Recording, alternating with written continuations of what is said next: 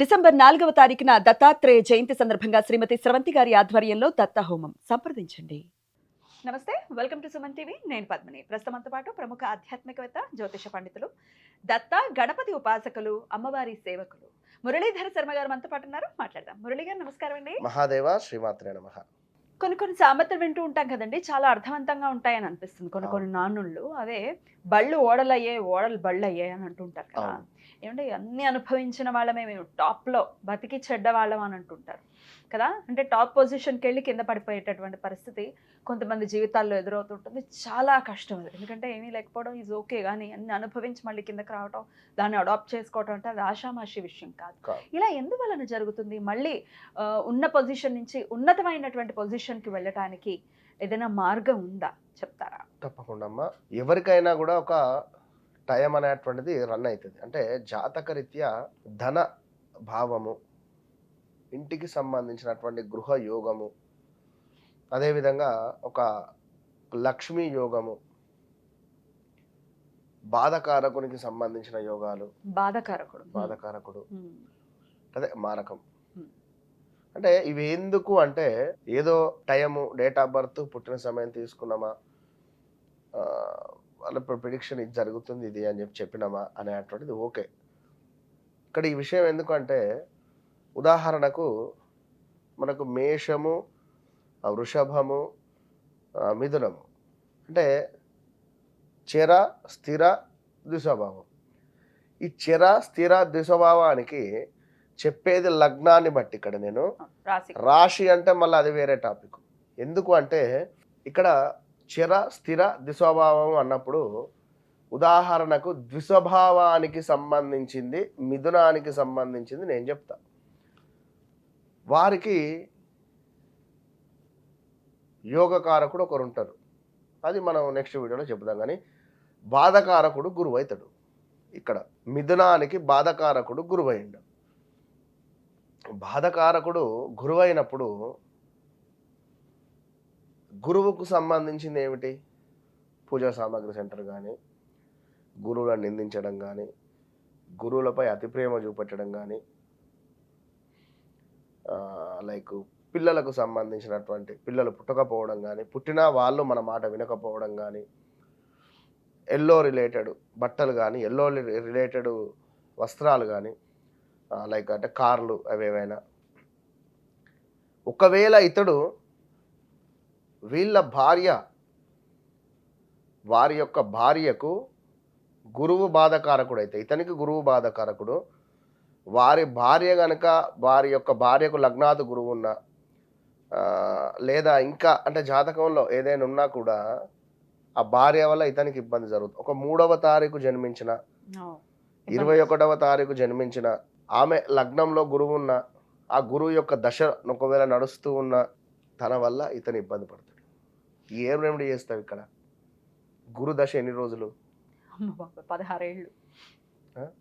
ఒకవేళ మకరం తీసుకుందాం. మకరానికి కుజుడు బాధకుడు అవుతాడు, యోగకారకుడు అతనే, బాధకారకుడు అవుతాడు. ఈ కుజుడు, శుక్రుడు యోగకారకుడు అవుతాడు మకరానికి. శుక్రుడు యోగకారకుడు అవుతాడు, బాధకారకుడు కుజుడు అవుతాడు. మరి కుజుడు మకరంలోనే ఉచ్చబొందుతాడు. అంటే ఎందుకు ఈ విషయం అంటే వీరికి దీనికి సంబంధించినటువంటి బిజినెస్లో ఈ టైంలో ఆ అవకాశాలు వస్తాయి. దానికి సంబంధించినటువంటి మనుషులు పరిచయం అవ్వడం జరుగుతుంది. బాధకారకుని యొక్క దశ వచ్చినప్పుడు బాధించేటువంటి ఆ గ్రహం మనల్ని బాధ పెట్టే పోతుంది. అది ఏ రకంగా బాధ పెట్టిపోతుంది అనేటువంటిది చెప్పలేము. మరి దానికి సంబంధించింది డబ్బా, గృహమా, పిల్లల, కొందరికి 6 నెలల్లో అబార్షన్ జరుగుతుంది. అబ్బాయి పుట్టగానే 11 days కానీ 12 days కానీ మరణం జరుగుతుంది. అంటే మానసిక బాధ అనేటువంటిది ఉంటుంది. బాధకారకుడు బాధనే మనకు మిగులుస్తాడు అని నా పాయింట్. అది బాధకారకుడు. ఏ రకంగానైనా మంచి కారు కొన్నాం, దాని ముందు యోగకారకుని యొక్క దశ నడిచింది, ఒక 2 సంవత్సరాలు టాప్ పొజిషన్కి వెళ్ళిపోయినాం.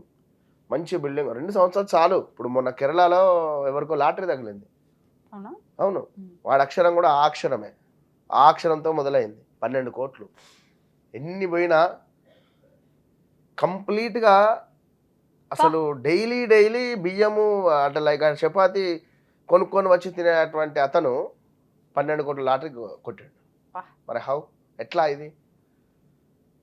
అసలు యోగకారకుడు అద్భుతం కదా. చాలా అద్భుతం. శుక్రుడు, శుక్రదశ అనేటువంటిది అదొక గజం అంటే ఏనుగు పాదం కాదు. శుక్రుడన్నా శుక్రునికి సంబంధించినటువంటి దశలు వస్తున్నాయన్నా శుక్రుణ్ణి గనక ఎవరి జాతకంలో ఎక్కడున్నాడు అనేది చూసుకుంటే చూడండి, ఎవరైనా శుక్రుని దశ అంతర్దశలలో మంచి పొజిషన్లు ఉంటారు. అది నీచలో ఉండనియండి, ఉచ్చలో ఉండనియండి, ఖచ్చితంగా అట్లా ఉంటుంది. కనుక మరి బాధకారకునికి సంబంధించినటువంటి ఇబ్బందులు మనం ఎదుర్కొంటున్నాం. ఏం చేయాలి అంటే కేతువు ఉన్నది బాధకారకుడు. కేతువుకు అధిపతి ప్రత్యాధిపతి ఎక్కడా లేని చిత్రగుప్తుల వారు ఇక్కడ ఇచ్చారు కేతువుకు. గణపతి చిత్రగుప్తుల వారు ఆరాధన చేయాలి. ఈ ఆరాధన ఎట్లా చేయాలంటే వీళ్ళకు సంబంధించినటువంటి దేవాలయాలు.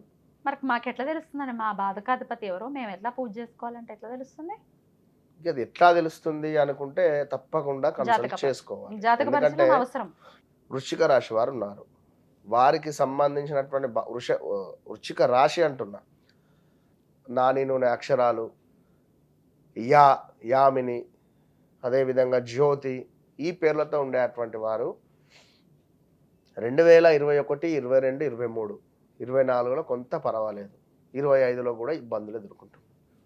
ఎందుకు ఎదుర్కొంటున్నారు, ఎట్లా అనేటువంటిది వారి అంటే కొందరికి వ్యవహారిక నామము జన్మనామం వేరే కూడా ఉంటుంది. దానివల్ల కూడా ఇబ్బందులు ఎదుర్కోవాల్సి వస్తుంది ఖచ్చితంగా. మరి దీనికి సంబంధించి పూర్తి ఫుల్ స్టాప్ అంటే తప్పకుండా కలవాల్సిందే. Once consult. ఎందుకు అంటే ఛాలెంజ్ చేసి చెప్తున్నా కదా, ఎందుకంటే వన్స్ కలవక ముందు నాతో కలిసిన తర్వాత అనేటువంటిది వారికి అర్థమైపోతుంది, అందులో నో డౌట్. కనుక ఆ విధంగా ఉంటుంది. బాధకుని యొక్క పీరియడ్ వస్తాయి. గురువు అయినాడు అనుకుందాం, గురువుకు సంబంధించినటువంటి క్షేత్రాలకు వెళ్ళాలి, అక్కడ మనం చెప్పినటువంటి రెమెడీ చేయాలి, రావాలి.